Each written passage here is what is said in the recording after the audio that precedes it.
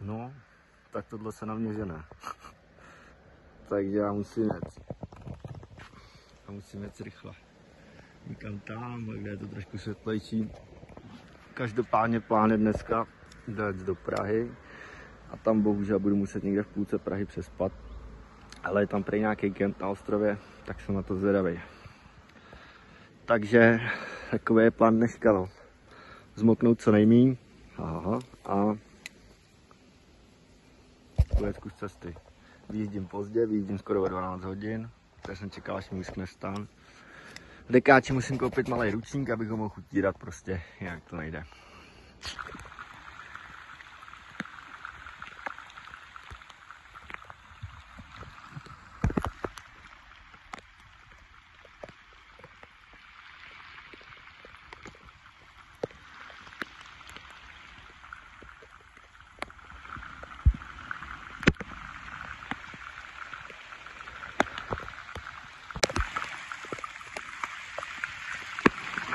Prší, jen toho je.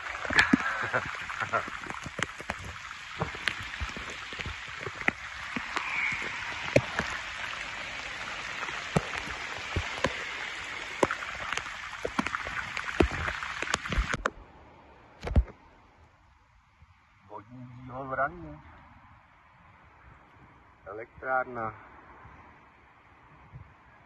No. Snad nás vezou dolů. Takže paní mi to napustila, protože jinak bych musel čekat do 2. Tamhle se vytahují vrátka.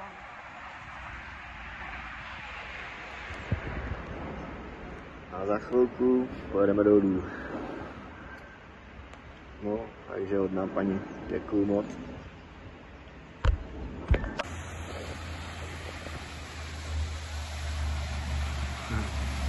A na tohle čekáme. Ahoj. No, tak to je opravdu obrovský.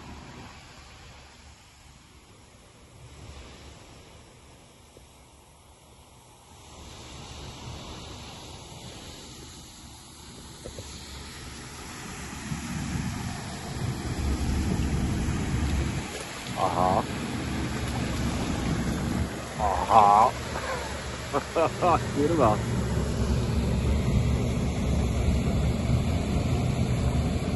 No, tak nevím. Tak aspoň víme, jak to bude probíhat.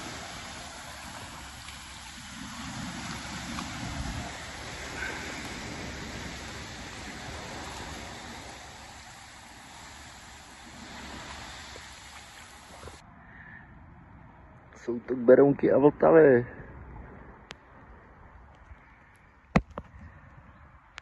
A Praha. Aha. No. Takže tak. Modřany.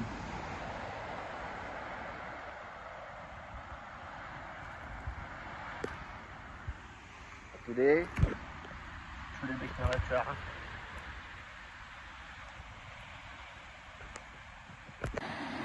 Jakože zvládnu to? Snad jo, ne? Nic, no. Asi si dám cígo a pustím se do toho. No. Uvidíme, co z toho bude. Další velká loď. A to vypadá, že je tady stable.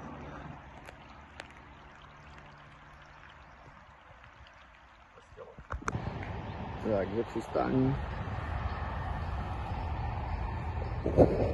Sousedí. Pankujou. A já. No, a do Dekáče pro zbytek věcí. Tak vyrážíme. Dnešní plán před Prahu. Start v 11. Konec ve 8. 7. Uvidíme. Tak zatím.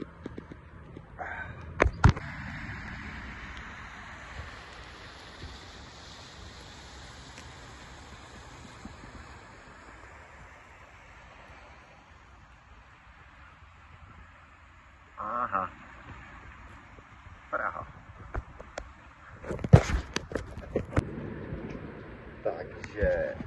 tam do jedné na komoru. Jezdí tady prostě velký lodě. A musím počkat, než všechny projedou. Tak mi napustím malou pohodu a můžu jet. Takže tak, no. A teď něco z vyhlídek, ale moc toho neuvidíte. Tak nic.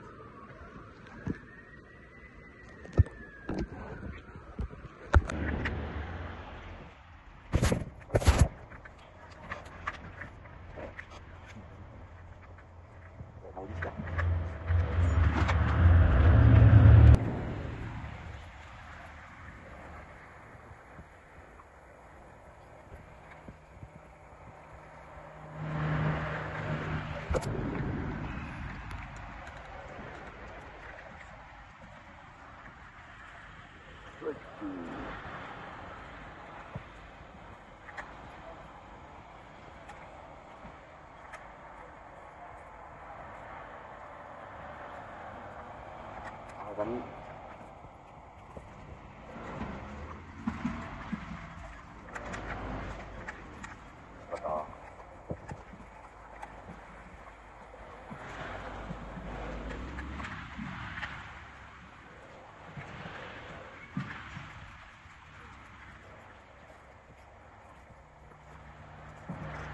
za chvilku přijde čas.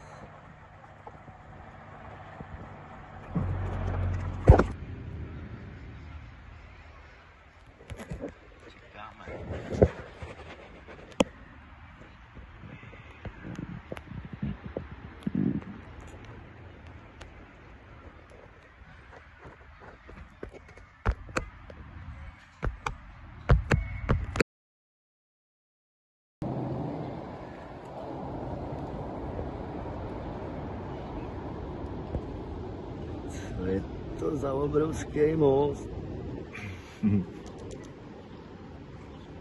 Co asi, vole? Ty vole, kudy to tak asi mám projet?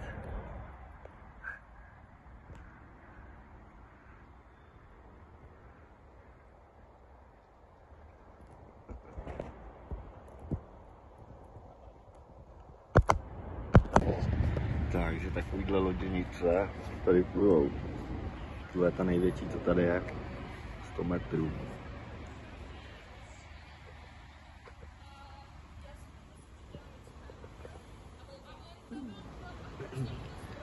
Lodě. Je to takový nepříjemný, ale na Labi to bude asi horší.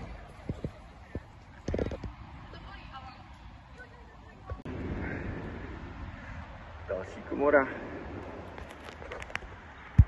Myslím, že stvanická, nevím, kecal bych.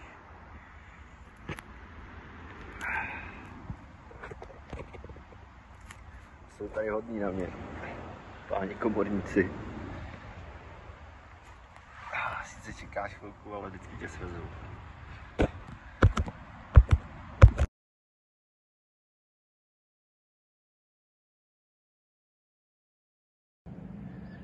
Takže dobrý ráno. Takovýhle krásný výlet jsem měl. Tady jsem spal. No. Prostě tady tu komoru zavíráš v 5, já jsem tam byl v půl 6. A chlapík hrozně nepříjemný, že musí pouštět loď nahoru a že ještě nebude čekat na to, než pustí loď dolů. No takže tak. A co je v plánu dneska? Dneska je v plánu někde zakotvit a dát si den odpočinku.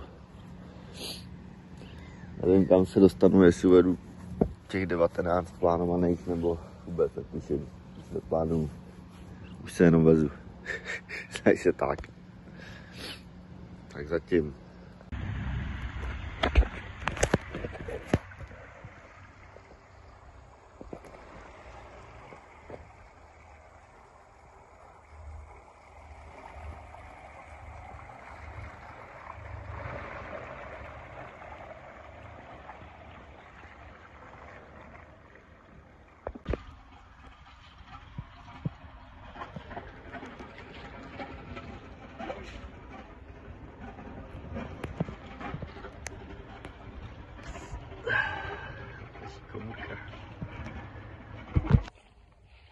Takže dobrý ráno.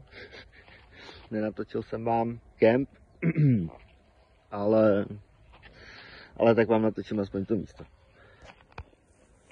Střih. Tak takhle tady pěkně jsem kempoval 2 dny. Protože 7. den i Bůh odpočíval.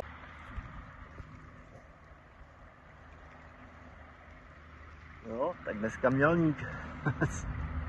Snad to stihnu. Času na to mám dost. Ale je hrozný vedro. Dneska má být 32 stupňů. 20. kilometr.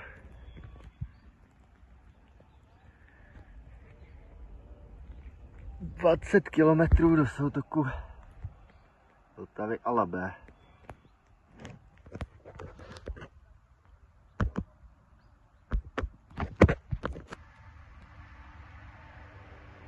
A další kolona.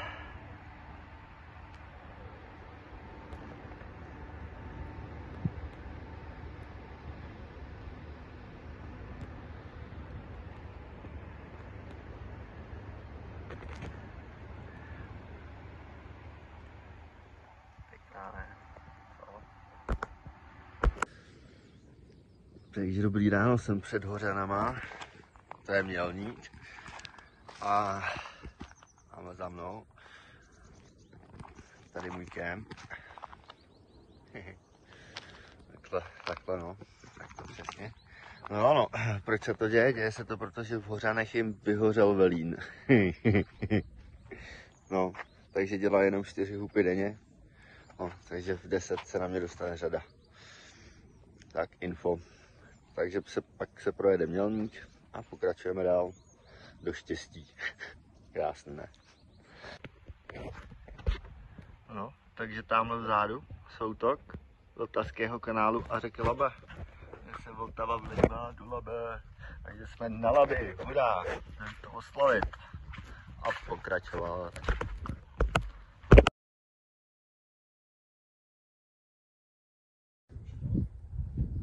Takže zdar z Mělníku. Mělník. Říce nejsem jak prase, to jsem krpal.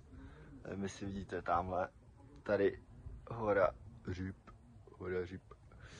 No.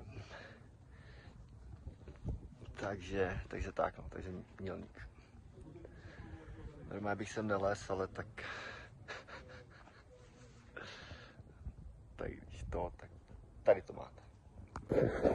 Tamhle tou komorou jsem jel, to je vlastně plavební kanál Vltavy, který se vlivá sem do Labe. Hora Říp. A celý Mělník je nejspíš vystavený na pískovci, je to tu docela zajímavý, možná kdo tady nebyl, koukněte. Takže 835 km do moře. To je možná kratší než po kanálech a potom, no, tak se uvidí, třeba pojedu i kousek po moři tady s tou bárkou. To je byla sranda, ne? Co? No, takže 835. kilometr jsme. Vedro jak prase, 32 stupňů, 33, hlášeno je 34, no, takže jízda. Každopádně Labe.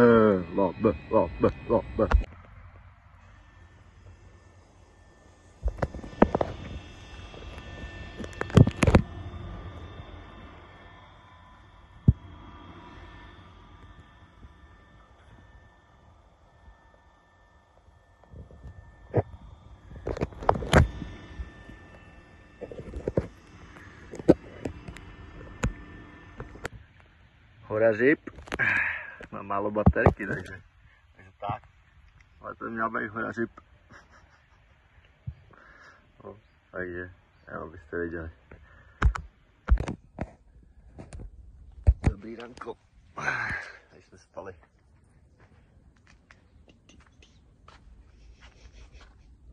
Asi na betonu. No. A lidi tady z toho areálu Labe Tak je tady nechali krásně vykoupat. Pohoda. No, takže tak. Rybáře jsem tu včera potkal. Super. Jo, jedná se ze 3 posledních nebo ze 4 posledních komor tady v Čechách. A vlastně v Německu by dlouho žádný komory být neměly. Takže super.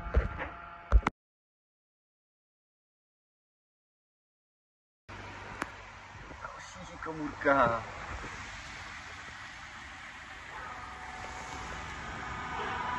České kopisy. Hezká Litoměřice, takže příjezd do Litoměřic. No, to jsou vyhlídky, co? Super. Ty vole, Horaříp. No, tak jsme tady a pokračujeme dál, máme to 791 km do moře. Pozměnil jsem cestu, pojedu do moře, budu to mít o 500 km kratší, ale pojedu 200 km přes moře. Takže, no, takže asi tak. Sorry, nevidím, do toho svítí mi do ksichtu sluníčko, tak nevím, co tam vidíte nebo ne.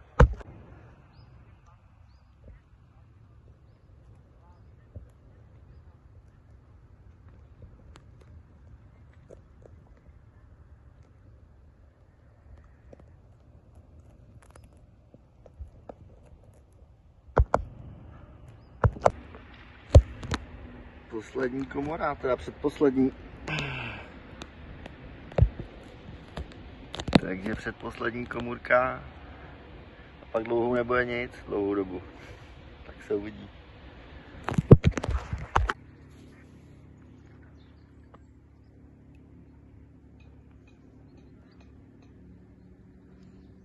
Bobule. A cykláky do kempu, nebo do kempu. A někam, kde prostě budu stanovat.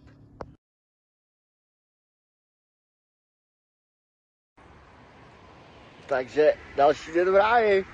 A můj kemp. No, střih, teď vám ukážu výhledy.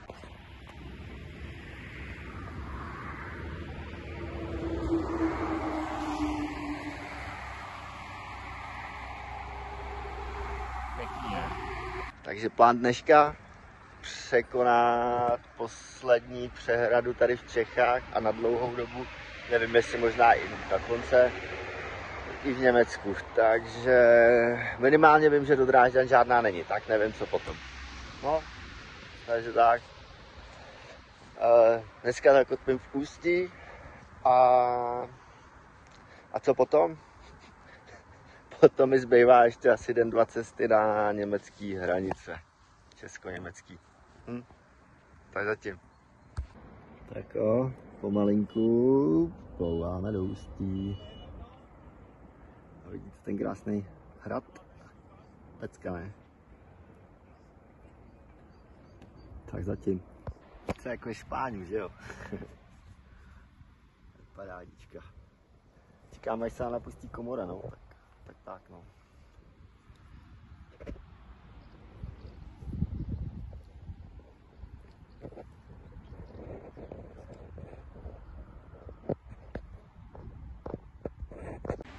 Poslední plavební komora na dlouhou dobu.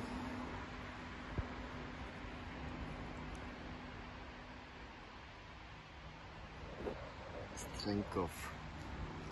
767 km. Vidíte to, kurva? Ta labe teče.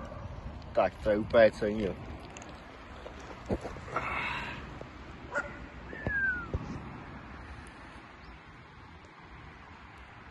Prostě nějaký most.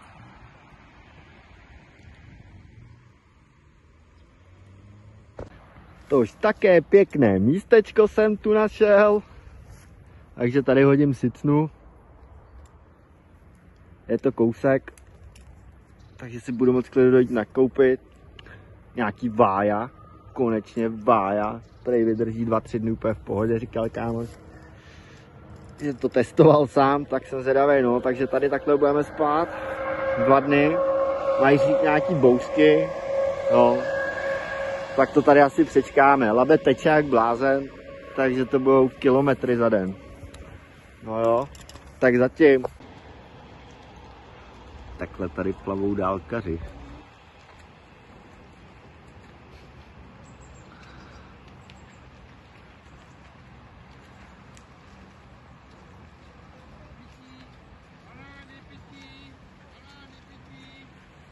Takže závod, aha. Jistý.